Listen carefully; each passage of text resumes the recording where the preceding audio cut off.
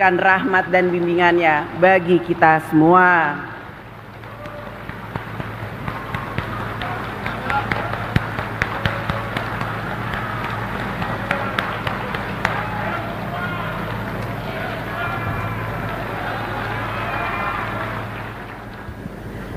Terima kasih kami sampaikan kepada Ketua MPR RI, palu sidang telah kami terima dan sidang kami lanjutkan. Assalamualaikum warahmatullahi wabarakatuh. Salam sejahtera untuk kita semua. Om Swastiastu, Namo Buddhaya, salam kebajikan. Yang kami hormati Presiden Republik Indonesia Bapak Insinyur Haji Joko Widodo beserta Ibu Iriana Joko Widodo. Yang kami hormati Wakil Presiden Republik Indonesia Bapak Profesor Dr. Kiai Haji Ma'ruf Amin beserta Ibu Wuri Ma'ruf Amin.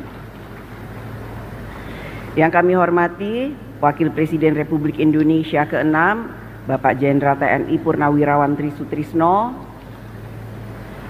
Yang kami hormati Wakil Presiden Republik Indonesia ke-10 dan ke-12 Bapak Dr. Andes Haji Muhammad Yusuf Kalla. Yang kami hormati Ibu Soraya, istri dari Bapak almarhum Hamzahas. Yang kami hormati Ketua Majelis Permusyawaratan Rakyat Republik Indonesia Bapak Dr. Haji Bambang Susatyo. Yang kami hormati Ketua Dewan Perwakilan Daerah Republik Indonesia Bapak Insinyur Haji A.A. Lanyala Mahmud Mataliti. Yang kami hormati Ketua Badan Pemeriksa Keuangan Republik Indonesia Ibu Dr. Insinyur Ismayatun. Yang kami hormati Ketua Mahkamah Agung Republik Indonesia Bapak Profesor Dr. Haji Muhammad Syarifuddin SH. Yang kami hormati Ketua Mahkamah Konstitusi Republik Indonesia Bapak Dr. Suhartoyo.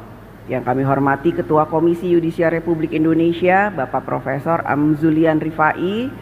Yang kami hormati para Wakil Ketua Majelis Permusyawaratan Rakyat Indonesia, para Wakil Ketua Dewan Perwakilan Rakyat Indonesia dan Dewan Perwakilan Daerah Republik Indonesia, para pimpinan lembaga negara. Dan yang kami hormati PLT Ketua Umum Partai Golongan Karya Dr. Bapak Agus Gumiwang Kartasasmita. Yang kami hormati Ketua Umum Partai Gerindra Bapak Jenderal TNI Purnawirawan Haji Prabowo Subianto.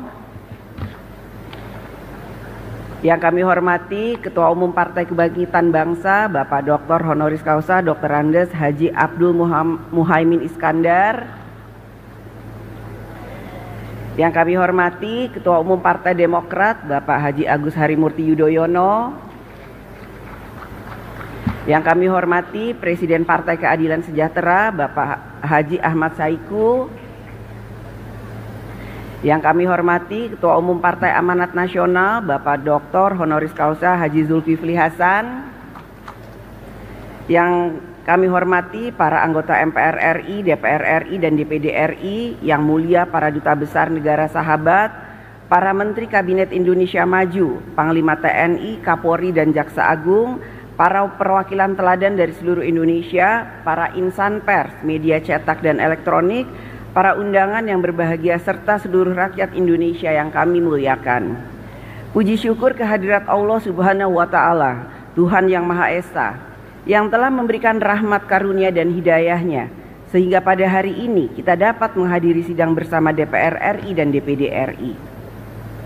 Pada awal tahun ini, kita bangsa dan negara Indonesia telah melaksanakan agenda nasional yang penting dan strategis yang akan menentukan jalannya penyelenggaraan pemerintahan negara 5 tahun ke depan, yaitu pemilihan umum untuk memilih presiden dan wakil presiden, serta memilih anggota legislatif DPR RI, DPRD Provinsi, dan DPRD Kabupaten Kota, serta pemilihan anggota DPD. Kita ucapkan selamat kepada Bapak Prabowo Subianto dan Bapak Gibran Rakabuming Raka sebagai Presiden dan Wakil Presiden terpilih. Pelaksanaan pemilu bagi rakyat adalah pesta demokrasi. Rakyat dianggap menjadi penting. Rakyat diundang oleh setiap calon ada yang menyediakan hiburan, ada yang menyediakan konsumsi, ada yang menyediakan oleh-oleh. Rakyat bergembira menikmati pesta demokrasi. Para calon pun berupaya menyenangkan pemilih agar dapat merebut suaranya. Berusaha tampil simpatik, foto diri yang terbaik dipajang sampai ke pelosok-pelosok. Rumah makan, pohon-pohon jadi korban. Tiang listrik penuh dengan tempelan. Semua cara dilakukan untuk mendapatkan suara rakyat. Bagi yang berhasil dalam pemilu, semua hal menjadi indah untuk dikenang. Sementara bagi yang belum berhasil, merasa serba sulit. Sulit makan, sulit tidur, bahkan ada yang sulit untuk bangkit kembali.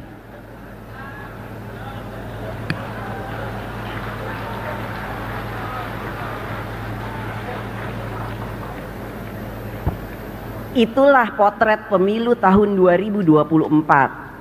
Haruslah menjadi kritik dan otokritik bagi kita semua.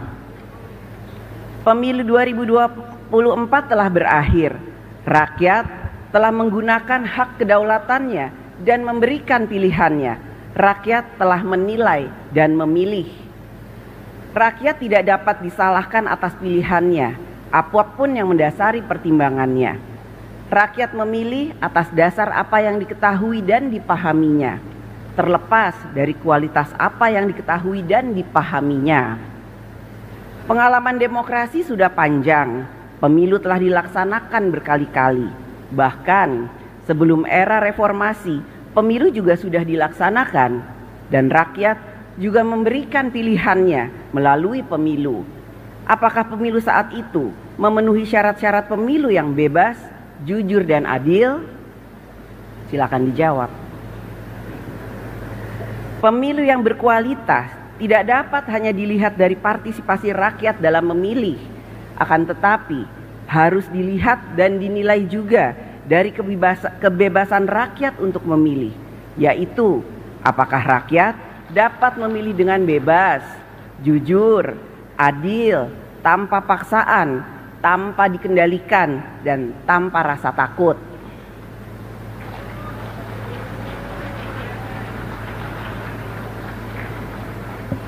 Kita semua memiliki tanggung jawab bersama untuk menjaga dan menciptakan demokrasi yang berkualitas, semakin maju, beradab, dan mencerdaskan kehidupan bangsa.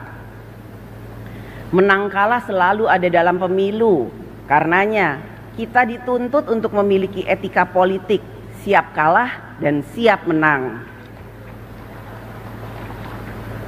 Siap bertanding dan siap juga untuk bersanding.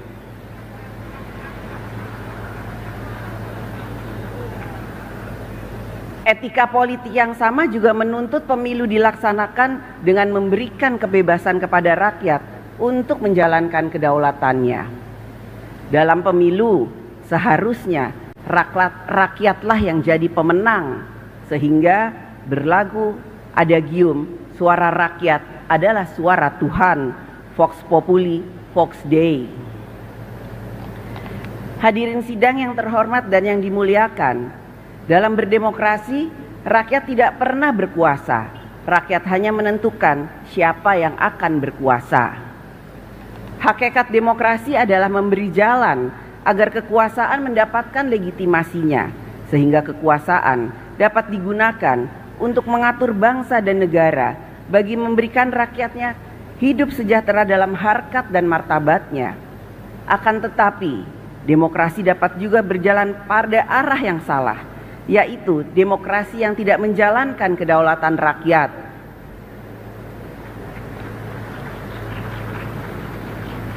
Konstitusi kita telah meletakkan prinsip dasar berdemokrasi, yaitu bahwa kedaulatan berada di tangan rakyat, bahwa Indonesia adalah negara hukum, segala warga negara bersamaan kedudukannya di dalam hukum. Konstitusi kita telah mengatur bagaimana kedaulatan rakyat harus dijalankan secara kolektif dengan prinsip check and balances pada cabang-cabang kekuasaan negara eksekutif, legislatif, dan yudikatif. Keseimbangan kekuasaan antar cabang-cabang kekuasaan negara eksekutif, legislatif, dan yudikatif dapat berjalan dengan baik apabila politik berbangsa dan bernegara berlangsung secara demokratis, yaitu demokrasi kerakyatan yang dipimpin oleh hikmat kebijaksanaan dalam permusyawaratan perwakilan. Hikmat kebijaksanaan adalah suatu kesadaran akan pentingnya nilai-nilai dalam berbangsa dan bernegara, sehingga politik berbangsa dan bernegara dijalankan dengan menjunjung nilai-nilai yang beradab, bermartabat, beretika, sehingga perjuangan politik memiliki makna membangun peradaban.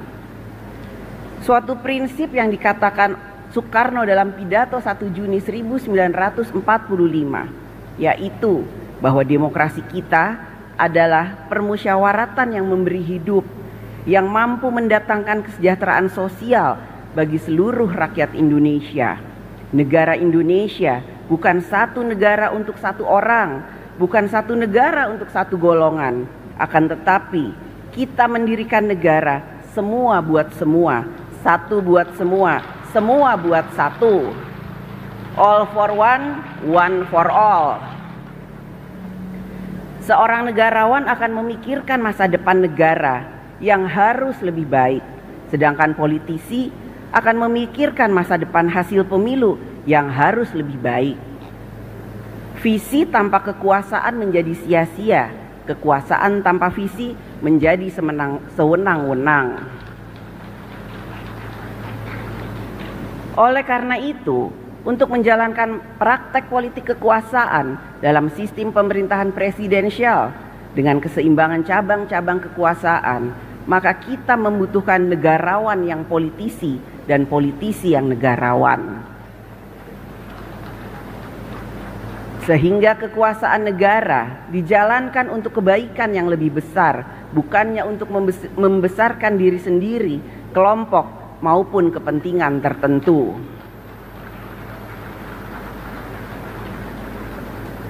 Demokrasi juga memberikan ruang kepada rakyat ikut melakukan fungsi kontrol sosial, baik melalui media massa, media elektronik, media sosial, kerja-kerja LSM, pemikiran-pemikiran akademisi, kerja-kerja ormas dan lain sebagainya, yang bertujuan agar kekuasaan yang berasal dari rakyat digunakan sungguh-sungguh untuk kepentingan rakyat.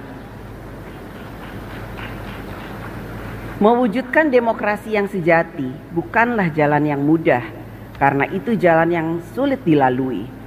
Bukan saja kita terhenti sejenak, tetapi kita tidak boleh mundur karena tujuan kita mulia. Tujuan sejak negara ini didirikan, yaitu Indonesia untuk semua yang merdeka, bersatu, berdaulat, adil dan makmur. Hadirin sidang yang terhormat dan yang dimuliakan, dalam praktek berdemokrasi di Indonesia saat ini berkembang juga demokrasi deliberatif, yaitu demokrasi wacana atau demokrasi berwacana. Media sosial menjadi salah satu kekuatan utama dalam demokrasi wacana, membangun opini dan persepsi. Melalui media sosial dapat diciptakan berbagai persepsi. Persepsi mengangkat citra seseorang, persepsi yang merendahkan seseorang. Bahkan orang yang baik dapat dipersepsikan menjadi orang yang jahat. Begitu juga sebaliknya, orang yang jahat dipersepsikan menjadi orang yang baik. Orang yang salah menjadi orang yang benar. Orang yang benar menjadi orang yang salah.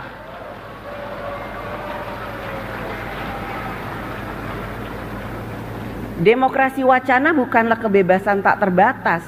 Batas dari hak setiap warga negara di dalam negara demokratis adalah menjamin hak warga negara yang lain sama pentingnya. Hak warga negara dibatasi oleh hak warga negara yang lainnya. Oleh karena itu, peran negara diperlukan untuk menjamin hak berdemokrasi yang sama bagi semua warga negara. Hak mendapatkan rasa aman bagi semua warga negara. Hak untuk hidup tentram yang sama bagi semua warga negara. Peran negara adalah untuk menjamin dan melindungi harkat dan martabat setiap warga negara. Berdialektika dalam demokrasi wacana mensyaratkan para pihak yang berdialektika memiliki kualitas informasi dan pengetahuan yang berimbang. Tanpa syarat ini, maka dialektika tidak berjalan. Brainstorming menjadi brainwashing. Dalam jangka menengah panjang terjadi pengendalian persepsi. Berbagai permasalahan yang dihadapi rakyat semakin membutuhkan kehadiran negara. Ketika negara terlambat atau tidak responsif, rakyat mengambil inisiatifnya sendiri dengan memviralkan di media sosial, no viral, no justice. Menjadi tanggung jawab bagi kita bersama, lembaga kekuasaan negara, DPR RI, DPD RI, pemerintah pusat dan daerah, MA, MK, TNI, Polri, untuk menjalankan kekuasaan negara secara efektif, responsif, cepat, memperhatikan rasa keadilan, rasa kepatutan dalam menangani setiap urusan rakyat, sehingga rakyat merasakan kehadiran negara. Kehadiran negara jangan menunggu viral for justice. Kehadiran negara adalah hadirnya keadilan dan kesejahteraan bagi rakyat. Hadirin sidang yang terhormat dan yang dimuliakan, besok 17 Agustus 2024 adalah 79 tahun hari ulang tahun kemerdekaan Republik Indonesia. 79 tahun kita menjadi Indonesia. Menjadi Indonesia berarti kita bertekad dan bekerja untuk memiliki suatu bangsa dan negara yang berkarakter Indonesia. Sudah 79 tahun bangsa dan negara ini membangun di berbagai bidang, politik, hankam, sosial, ekonomi, budaya, religi, hak asasi manusia, lingkungan hidup dan lain sebagainya. Kita selayaknya berterima kasih atas upaya setiap pemerintahan untuk membangun Indonesia dan mengatasi tantangan di setiap zamannya. Karenanya kami ucapkan terima kasih juga kepada Presiden Insinyur Haji Joko Widodo dan Wakil Presiden Kiai Haji Ma'ruf Amin yang akan segera berakhir masa tugasnya atas upaya dan kerjanya selama 10 tahun ini dalam membangun Indonesia. Kita tentu tidak dapat hanya fokus pada hal-hal yang telah berhasil dicapai, maupun hanya fokus pada hal-hal yang belum berhasil dicapai. Fokus pada hal-hal yang telah dicapai mengantarkan kita hanya akan fokus untuk melanjutkan. Fokus pada hal-hal yang belum berhasil dicapai mengantarkan kita hanya akan fokus untuk melakukan perubahan atau penyempurnaan. Jadi, di antara yang akan melanjutkan dan yang akan melakukan perubahan atau penyempurnaan masih terdapat pengaruh utamaan yang lain, yaitu progresif, yang berarti maju berkembang dan berkembang untuk maju. Maju berarti menjadi berkualitas, berkembang berarti menjadi inklusif. Pembangunan yang berkualitas ditandai dengan kehidupan rakyat yang semakin makmur, sejahtera, mudah dalam berbagai urusan. Negara hadir untuk berpihak kepada rakyat. Pembangunan yang inklusif ditandai dengan kesempatan yang luas bagi seluruh lapisan masyarakat untuk ikut berpartisipasi dan menikmati hasil-hasil pembangunan. Petani, nelayan, buruh, rakyat kecil, guru, PNS, swasta dan lain sebagainya. Semua dapat berpartisipasi dan menikmati kesejahteraan, termasuk juga kaum perempuan.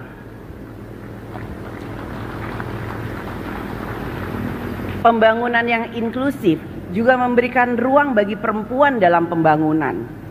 Keikutsertaan perempuan bukanlah sebagai bentuk afirmatif, akan tetapi sebagai bentuk kesadaran kita bersama bahwa peran laki-laki dan perempuan setara kedudukannya dalam membangun bangsa dan negara. Saat ini masih banyak ditemukan cara pikir yang seperti ini. The happiness of man is I will.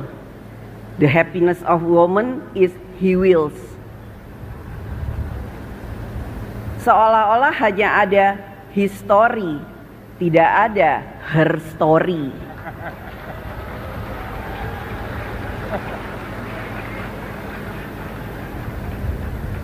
Cara pikir dan cara sikap yang seperti inilah yang harus dirubah. Kesetaraan antara laki-laki dan perempuan bukan didasarkan karena kebencian pada kaum laki-laki. Akan tetapi atas kesadaran bahwa harkat dan martabat manusia sama, baik laki-laki maupun perempuan, baik kulit putih maupun kulit hitam, baik rambut lurus maupun rambut keriting. Harkat dan martabat manusia adalah sama. Kesetaraan perempuan dan laki-laki tetap mengakui dan menghormati kodrat masing-masing. Tidak mungkin atas nama kesetaraan perempuan menggunakan pakaian laki-laki dan laki-laki menggunakan pakaian perempuan. Apa jadinya kalau laki-laki yang hadir di sini menggunakan pakaian perempuan? Demi kesetaraan. Kesetaraan tetap mengakui kodrat yang berbeda antara perempuan dan laki-laki. Perempuan dan laki-laki mempunyai hak yang sama untuk maju, sejahtera, berkarya, berprestasi, dan hak yang sama dalam pekerjaan serta jabatan-jabatan publik. Ayo perempuan Indonesia, tunjukkan bahwa kita adalah perempuan-perempuan hebat.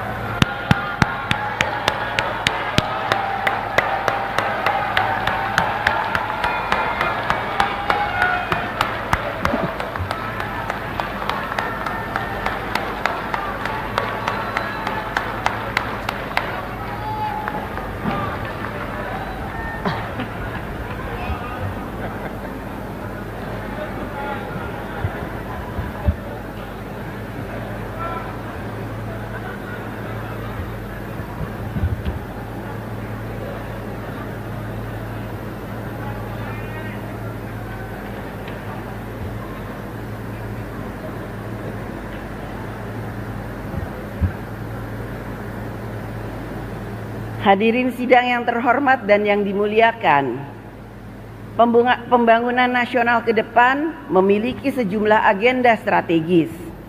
Kita perlu mempersiapkan dan memperkuat sumber daya manusia Indonesia yang siap menghadapi perkembangan zaman yang ditandai dengan kemajuan teknologi, persaingan global, ekonomi digital, ekonomi disruptif, generasi muda yang terus bertumbuh dengan karakternya. Sumber daya manusia Indonesia yang tangguh akan menjadi penggerak kemajuan Indonesia. Ke depan, kita juga harus memiliki pilar perekonomian nasional yang semakin kuat. Hilirisasi tidak hanya terbatas pada mineral, hilirisasi pertanian, perikanan, perkebunan, dan lain sebagainya. Sehingga perekonomian nasional semakin berkualitas dan inklusif. Kita harus dapat menyelesaikan masalah-masalah struktural, dalam membangun kedaulatan pangan, mengatasi ketimpangan sosial, dan penciptaan lapangan kerja, sehingga derajat hidup rakyat semakin sejahtera dan dimudahkan. Pemerataan pembangunan di daerah harus dapat semakin cepat dilakukan.